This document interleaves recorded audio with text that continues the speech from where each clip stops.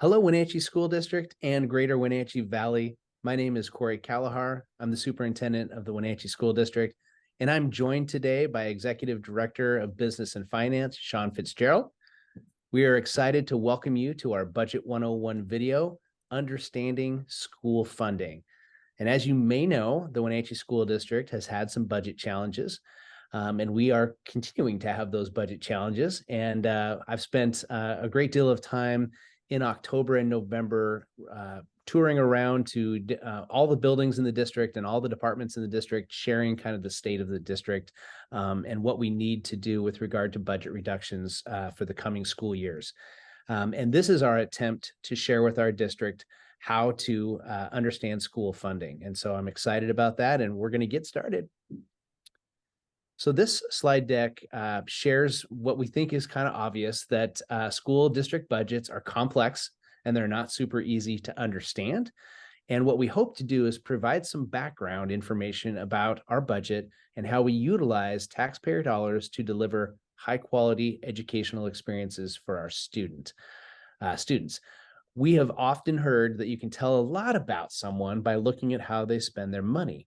And we feel you can tell a lot about an institution like a school district by how they spend their money. So in a sense, budget is a value statement.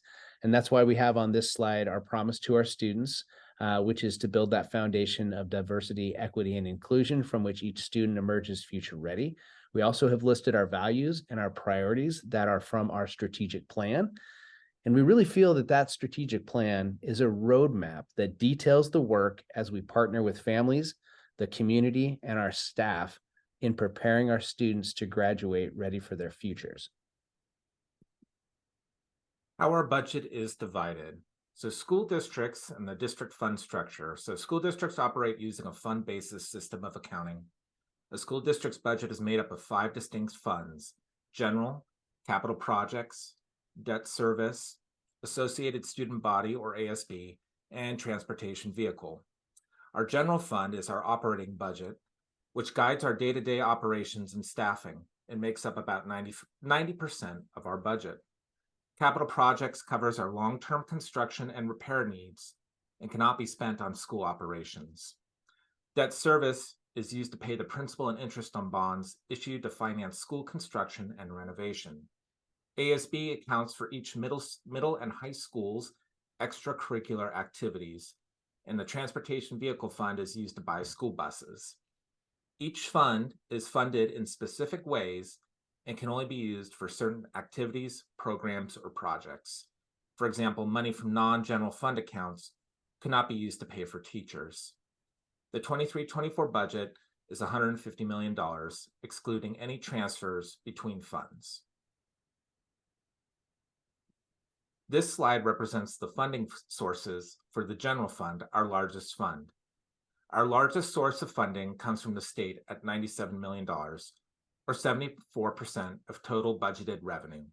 State revenue is primarily driven by enrollment.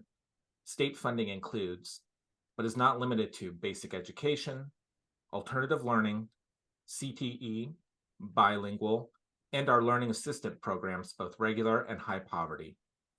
Our next source of revenue is from the federal government. Federal revenue sources account for $19.5 million, or about 15% of our budget. Federal revenues generally come in the form of grants, which must be used for specific programs and activities, such as Title I, school improvement, or migrant education. Expenditures are monitored and reviewed by federal agencies before they reimburse the district, and the state auditor's office audits our largest federal programs every year. Included in our budget is federal ESSER dollars. We cannot carry over our remaining ESSER funds into next year, and all of our ESSER funding will be spent out at the end of this school year. Finally, local resources make up $14 million, or almost 11% of our budget.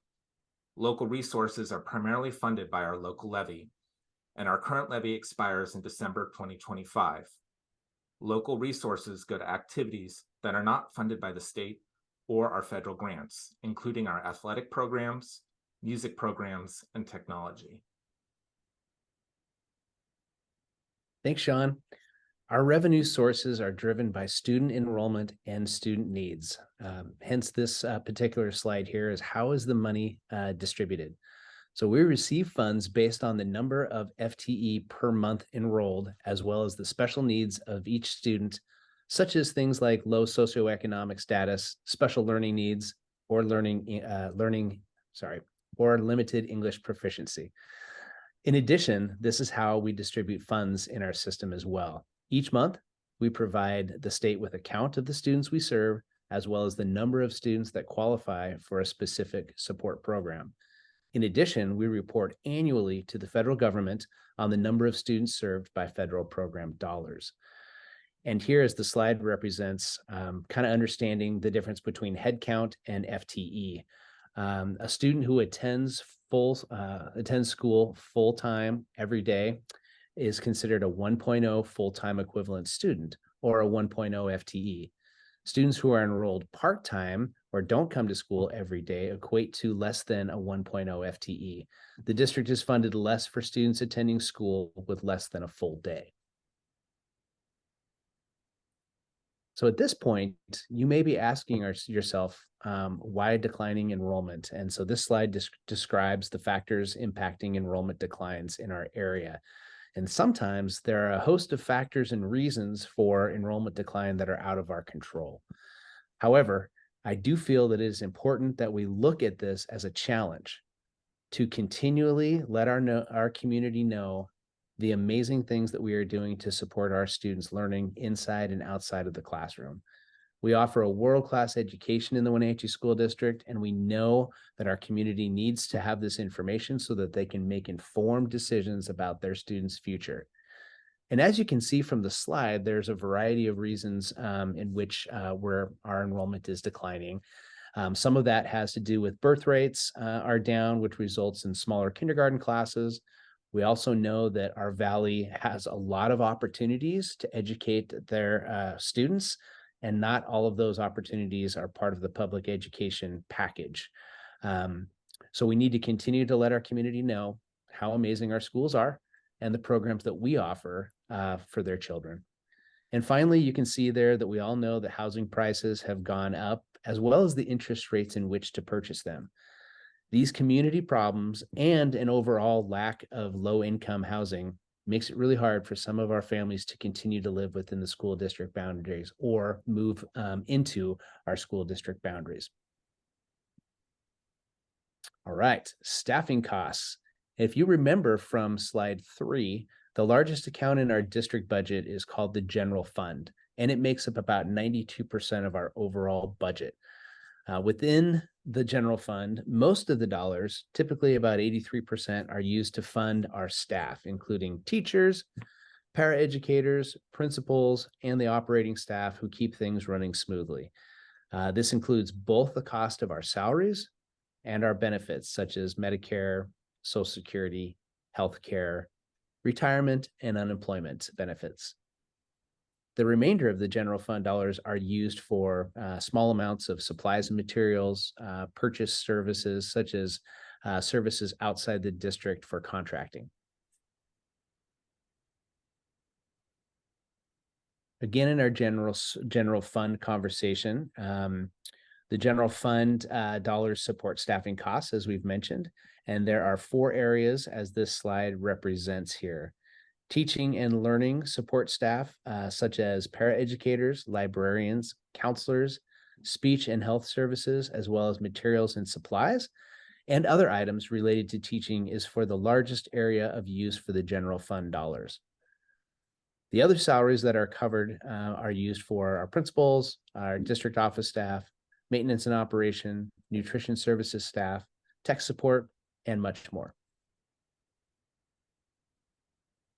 Moving on to our capital projects fund. Our capital projects fund is for long-term construction and major repairs, and it makes up about 4.5% of our budget. Capital projects is primarily funded by bonds or a capital projects levy. Bonds are necessary for the construction of new buildings, while levy can be used for technology, building security, or renovations. Because we raise bond or levy proceeds to make capital improvements, by law, we cannot use capital funds on operating expenses. Currently, the district does not have a bond or levy revenue source to pay for construction or repairs.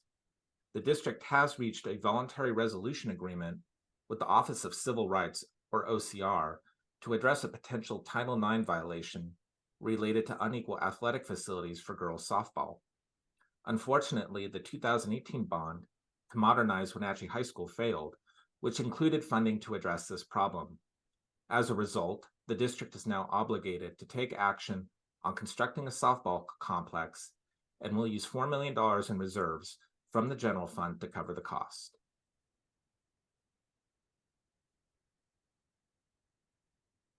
Our local revenue sources. So local levy dollars account for about 11% of our revenues and are vital for providing support for our athletic programs, the arts, and extracurricular activities.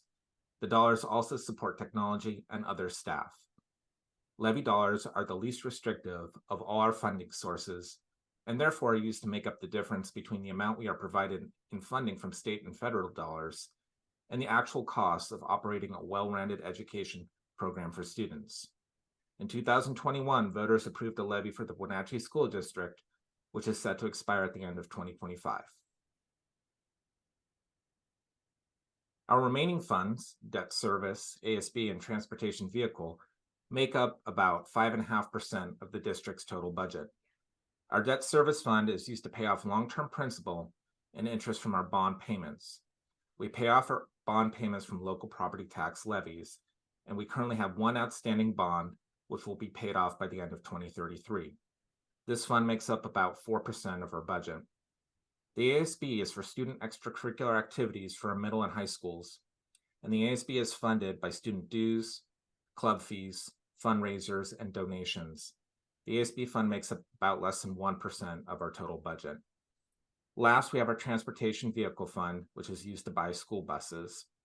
This fund is primarily funded based on a state reimbursement model based on the depreciation of our school buses. And like the ASB fund, makes up less than 1% of our budget. Excellent. Thanks, Sean.